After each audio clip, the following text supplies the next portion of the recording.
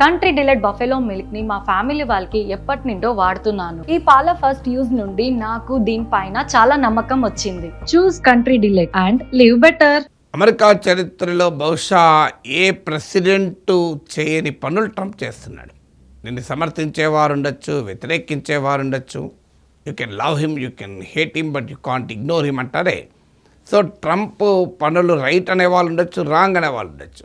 కానీ ట్రంప్ పనులు మాత్రం ప్రపంచాన్ని డిస్రప్ట్ చేస్తున్నాయి, అంటే ప్రపంచాన్ని అల్లకల్లోలం చేస్తున్నాయి అనేది మాత్రం అందరూ అంగీకరించే అంశం.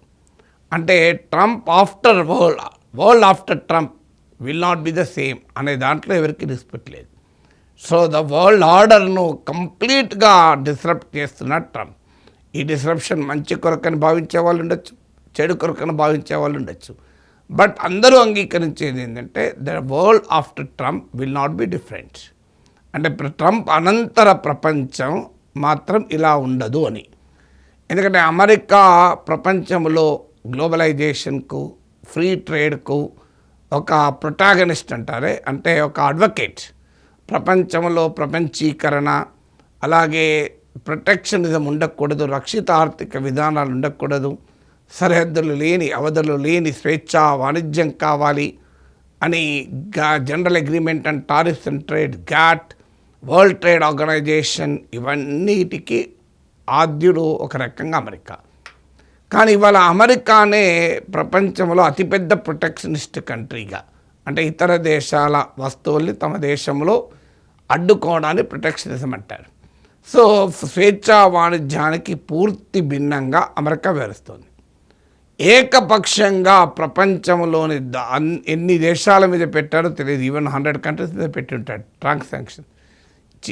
చిన్న పెద్ద, మిత్రదేశం, శత్రుదేశం, పోటీ దేశం, పోటీ లేని దేశం, ఎలాంటి సంబంధము లేకుండా ఎడాపడ ప్రపంచంలోని అన్ని ప్రాంతాలు, అన్ని ఖండాల్లో ఉన్న దేశాలపైన ట్రంప్ వాణిజ్య యుద్ధం చేస్తున్నాడు. సో ఇది డెఫినెట్గా గ్లోబల్ ట్రేడ్ను ఆల్టర్ చేస్తుంది.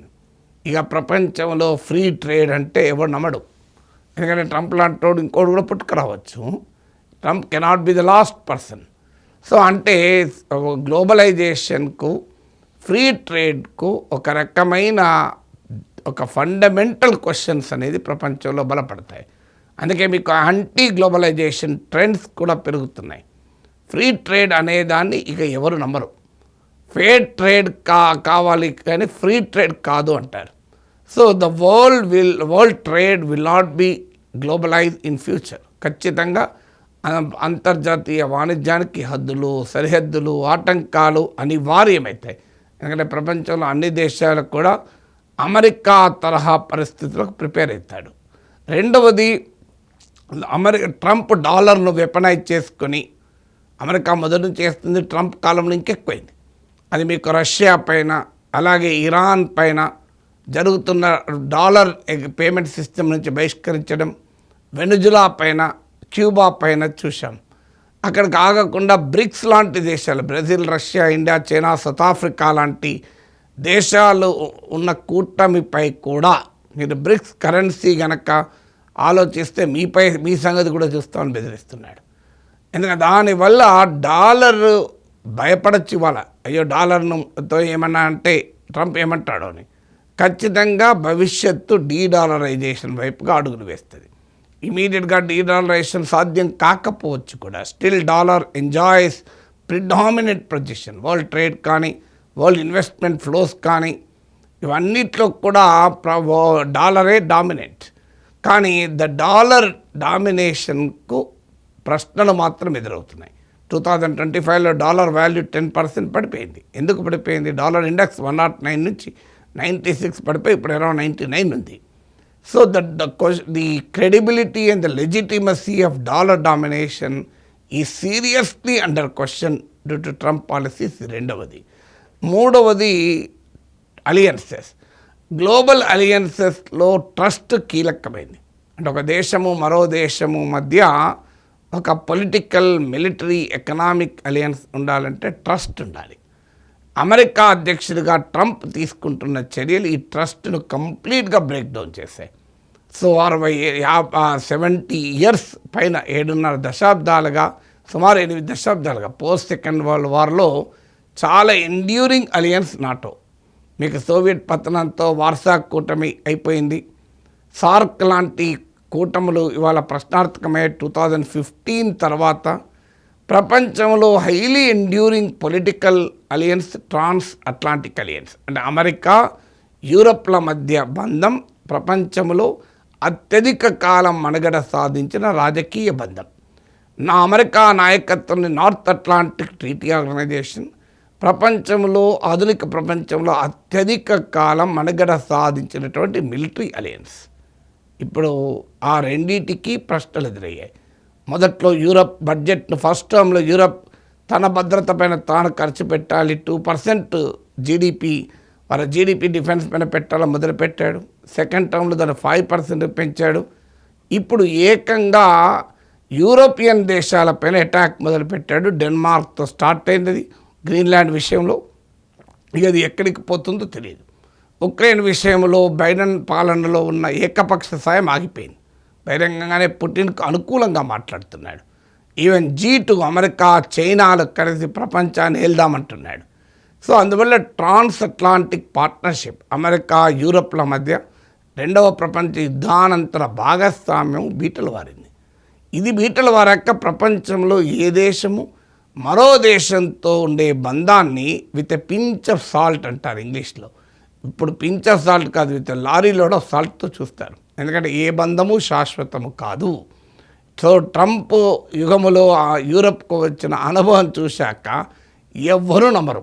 ఇక తమకు ఇక ఏ ఫలానా బంధం బలమైంది, సర్వకాల సర్వావస్థలందు కలిసి వస్తారని ఎవడు ఏ దేశాన్ని నమ్మరు. ప్రపంచ the world order will have alliances which are not credible. అంటే ట్రస్ట్, విశ్వాసం ఆధారంగా ప్రపంచంలో పొలిటికల్ అండ్ మిలిటరీ అలయన్సెస్ ఉండవు.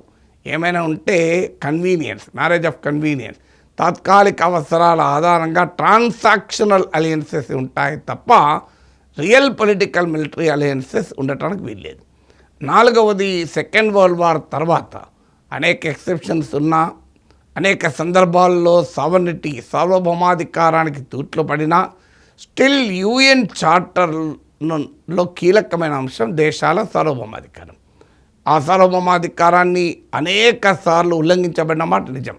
సో ఇప్పుడు కాదు, 1954లో గాట్రమలా, 1973లో చిలీ, మీకు ఇలా నేను చాలాసార్లు చెప్పాను, 1989లో పనామా, మీకు 2001లో ఆఫ్ఘనిస్తాన్, 2003లో ఇరాన్, 2011లో లిబియా, ఇలా 2025లో ఇరాన్, మళ్ళీ ఇలా సావర్నిటీని పట్టించుకోకుండా అమెరికా ఏకపక్ష దాడులు చాలా చేసింది.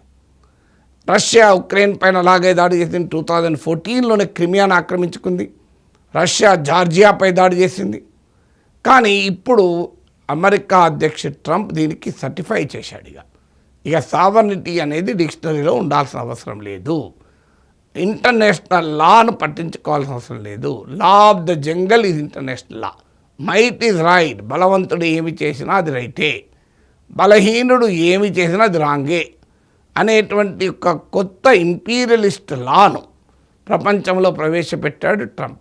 సో ఇక దీంతో చైనా తైవాన్ పైన ఎగిరిపడినా, రష్యా ఉక్రెయిన్ కాదు ఇంకో దేశం పైన పడినా ఎవడు ఏమీ చేయలేడు. సో ప్రపంచంలో బలమున్నిందే రాజ్యం. అంటే రూల్స్ బేస్ ఇంటర్నేషనల్ ఆర్డర్స్ తానే లా ఆఫ్ ద జంగల్ అనేది ఏర్పడుతుంది. So law of the jungle ఏర్పడిన తర్వాత ఏం జరుగుతుంది? ఎవడు వాడు తనను కాపాడుకోవటానికి ఎత్తుగడలేస్తూ ఉంటాడు. సో ఐదవది ఏమవుతుందంటే ఆర్మ్స్ రేస్ పెరుగుతుంది, ముఖ్యంగా న్యూక్లియర్ ఆర్మ్స్ రేస్. ఎందుకంటే ఇలా ట్రంప్ దాడి ఇరాన్ పైన ఉంది, వెనుజులా పైన ఉంది, ఉక్రెయిన్ పైన ఉంది, కానీ నార్త్ కొరియాపై లేదు. ఎందుకు లేదు? నార్త్ కొరియాకు అణ్వాయుధాలు ఉన్నాయి. Simple principal. అందుకే ప్రెసిడెంట్ జెలెన్స్కీ అంటున్నాడు కదా, ఉక్రెయిన్ తన అణ్వాయుధాలను వదులుకొని ఉండకపోతే మిడ్-90sలో ఇవాళ రష్యా దాడి చేసేదా? ఇరాన్ గనక అణ్వాయుధాల తయారీలో విజయం సాధించి ఉంటే దగ్గర దాకా వచ్చిందంటున్నారు. ఇలా కమానీని అమెరికా ముట్టుకోగలుగుతుందా? వెనుజులా దగ్గర అణ్వాయుధాలు ఉండి ఉంటే ఇలా నికోలస్ మదురోని అరెస్ట్ కిడ్నాప్ చేసేవారా? అందువల్ల నార్త్ కొరియా అనుభవం కదా, సింగపూర్కి వెళ్ళి కిమ్కు కరచాలనం చేశాడు ట్రంప్. అందువల్ల మీకు ఆర్మ్స్ రేస్, ముఖ్యంగా న్యూక్లియర్ ఆర్మ్స్కు లెజిటిమసీ, జస్టిఫికేషన్ పెరుగుతుంది. అంటే ఇక తమను తాము కాపాడుకోవాలంటే న్యూక్లియర్ ఆర్మ్స్కైనా సిద్ధపడాలి. మీకు దానికి ఉదాహరణే ఇజ్రాయెల్ ఖతార్పై దాడి చేసిన మరుక్షణం అమెరికా పైన నమ్మకం లేకుండా అరబ్ ఇస్లామిక్ కంట్రీస్ సమావేశమయ్యాయి, 40 నేషన్స్. ఇప్పటిదాకా అరబ్ దేశాలు, సౌదీ అరేబియా, యుఏఈ, ఈజిప్ట్, ఇలా చాలా కంట్రీస్ ఇజ్రాయెల్ నుంచి తమను కాపాడేది అమెరికా అని భావిస్తున్నారు. అమెరికా మిత్ర దేశాలు ఇవన్నీ ఎక్సెప్ట్ ఇరాన్. దాదాపు అన్ని దేశాలు మిడిల్ ఈస్ట్లో, అరబ్ ప్రపంచంలో అమెరికా మిత్ర దేశాలే. ఇజ్రాయెల్ కూడా మిత్ర దేశాలు, ఇజ్రాయెల్కి అరబ్ దేశాలు పడదు. కానీ ఇజ్రాయెల్ మాపై మాత్రం దాడి చేయదు, ఇరాన్పై దాడి చేయొచ్చు, పాలస్తీనాపై చేయొచ్చు అనే నమ్మకంతో ఉన్నారు. కానీ అమెరికా మిత్రదేశం, అమెరికా మిలిటరీ బేస్ కూడా ఉన్న ఖతార్ పైన ఇజ్రాయెల్ ఎప్పుడైతే దాడి చేసిందో ఆ నమ్మకం పోయింది. తర్వాత నెతన్యాహు సారీ చెప్పచ్చు, కానీ ఆ నమ్మకం పోయింది. దానికి రిజల్ట్ ఏంటి అంటే ఈజిప్ట్ రాజధానిలో 40 ఇస్లామిక్ అండ్ అరబ్ కంట్రీస్ సమావేశమై అరబ్ ఇస్లామిక్ నాటోను ఏర్పాటు చేద్దామని చర్చించారు. అక్కడికి ఆగకుండా, అప్పటిదాకా ఆగకుండా సౌదీ అరేబియా పాకిస్తాన్తో కాంప్రిహెన్సివ్ డిఫెన్స్ అగ్రిమెంట్, నాటో తరహా ఒప్పందం కుదుర్చుకుంది. అందులో న్యూక్లియర్ ఆర్మ్స్ కూడా పాకిస్తాన్ ఆఫర్ చేసింది సౌదీ ప్రొటెక్షన్కు. సో అందువల్ల జరగబోయే పరిణామాలు ఏంటి? న్యూక్లియర్ ఆర్మ్స్ ప్రాధాన్యత పెరిగే ప్రమాదం ఉంది, మిలిటరీ ఆర్మ్స్ రేస్ పెరిగే ప్రమాదం కూడా ఉంది. అందుకే నేను అనేది ట్రంప్ చేస్తున్న ఈ పనులు సక్సెస్ అవుతాయా, ఫెయిల్ అవుతాయా చెప్పలేం.